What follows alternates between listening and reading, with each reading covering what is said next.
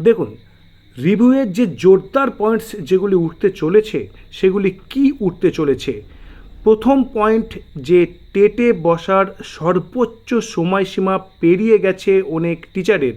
আপনারা জানেন 40+ বা বিভিন্ন যে ক্যাটাগরির ক্ষেত্রে এরকমই একটি বয়সের সময়সীমা রয়েছে যেখানে টেট বসার সর্বোচ্চ সময়সীমা। কিন্তু বর্তমানে দেখা যাচ্ছে যে 5 বছরের বেশি সার্ভিস, অর্থাৎ ধরুন 55 বছর 54 বছর বয়সী টিচার, তাদের কিন্তু টেটে বসার যে সময়সীমা সেটি পার হয়ে গেছে বর্তমান যে গাইডলাইন্স অনুযায়ী।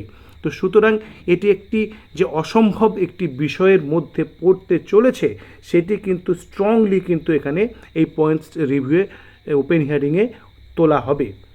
সেকেন্ড যে পয়েন্ট রিভিউয়ে জোরদারভাবে উঠতে চলেছে সেটি দেখুন, বিভিন্ন টিচার্স বা অনেক সংখ্যক টিচার্স রয়েছেন যারা পূর্বতন এইচএস যোগ্যতা মানের টিচার, যারা প্রমোশন পেয়ে আপার প্রাইমারিতে উন্নীত হয়েছেন।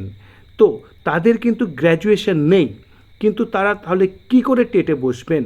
কারণ টেটে বসার জন্য গ্র্যাজুয়েশন কিন্তু মাস্ট। তাহলে গ্র্যাজুয়েশন যাদের নেই তাদের স্পেশাল যদি কোনো প্রভিশন তৈরি করেও যদি টেটে বসতে বলা হয়, তাহলে দেখুন যে যে এলিজিবিলিটি যে টেস্ট, সেখানে বসার জন্য যে একাডেমিক কোয়ালিফিকেশন প্রয়োজন, যার ভিত্তি করে প্রশ্ন হবে, যে কাঠিন্যের মাত্রা অনুসরণ করে প্রশ্ন হবে টেটে, তো সেটি যাদের নেই তাদেরকে সরাসরি বিশেষ অনুমতি দিয়েও টেটে বসতে বলা মানে কিন্তু সেটা একেবারে অসম্ভব বিষয় হয়ে দাঁড়াবে। তার কারণ তাদের একাডেমিক কোয়ালিফিকেশন নেই। তাহলে তারা কি করে সেই একাডেমিক কোয়ালিফিকেশনের ভিত্তিতে যে পরীক্ষা টেট, সেখানে কি করে বসবেন? তাহলে মিনিমাম তাহলে সেক্ষেত্রে দেখা যাচ্ছে যে তাদের গ্র্যাজুয়েশন করতে হবে প্রথমে, হয়তো ওপেন ডিস্টেন্স লার্নিং যে মোড তার মাধ্যমে করতে হবে।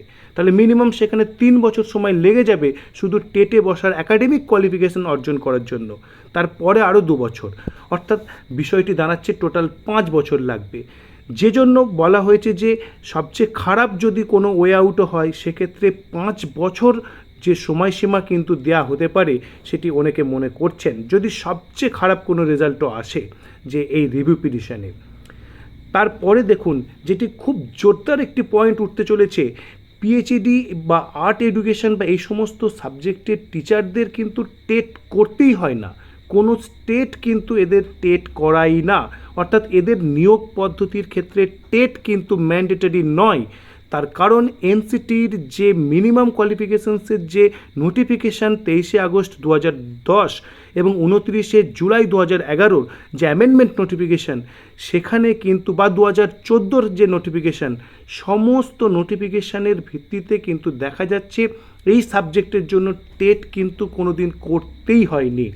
এমনকি যদি রেট্রোস্পেকটিভ এফেক্টকে ছাড় দেওয়া হয়, যদি শুধু প্রসপেক্টিভ ক্ষেত্র ধরা হয়, তাহলেও কিন্তু এই সাবজেক্টের টিচারদের কিন্তু প্রবলেম তৈরি হতে পারে।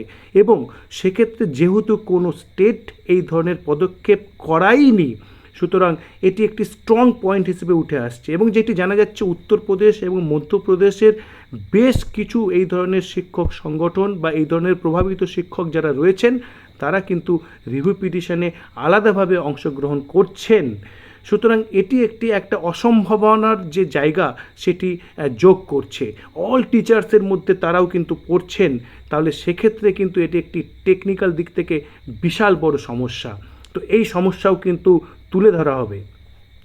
তার পাশাপাশি যে এনসিটির নোটিফিকেশনের উল্লেখ করলাম, যে মিনিমাম কোয়ালিফিকেশনস অফ টিচার্স, যেখানে প্যারাগ্রাফ 4-এ ছাড় দেওয়া হয়েছিল যে যারা আগে নিযুক্ত টিচার্স তাদের ক্ষেত্রে এই টেট লাগবে না, সেই নোটিফিকেশান কিন্তু কোনো প্রকাশিত গেজেট বা কোনো অর্ডার বা কোনো কিছুর মাধ্যমে যে বাতিল হয়েছে তার কিন্তু কোনো প্রমাণ নেই বা কোনো অর্ডার কিন্তু প্রকাশ্যে নেই।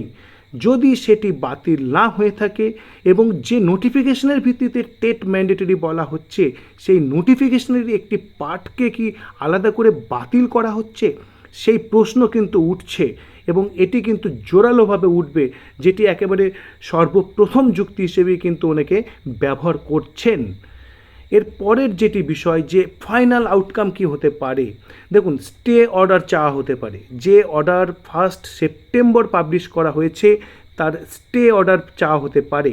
যতক্ষণ না এর যে হিয়ারিং বা আইনি পদ্ধতির মাধ্যমে পুরো বিষয়টি মীমাংসা হচ্ছে। তার পাশাপাশি ক্লারিফিকেশনস অর্ডার চাওয়া হতে পারে যে বেশ কিছু যে স্পেশাল ক্ষেত্র রয়েছে তার ক্ষেত্রে কি ব্যাখ্যা এই অর্ডারের মাধ্যমে হতে পারে। সুতরাং অ্যাডেড হিসেবে ক্লারিফিকেশনস অর্ডার চাওয়া হতে পারে।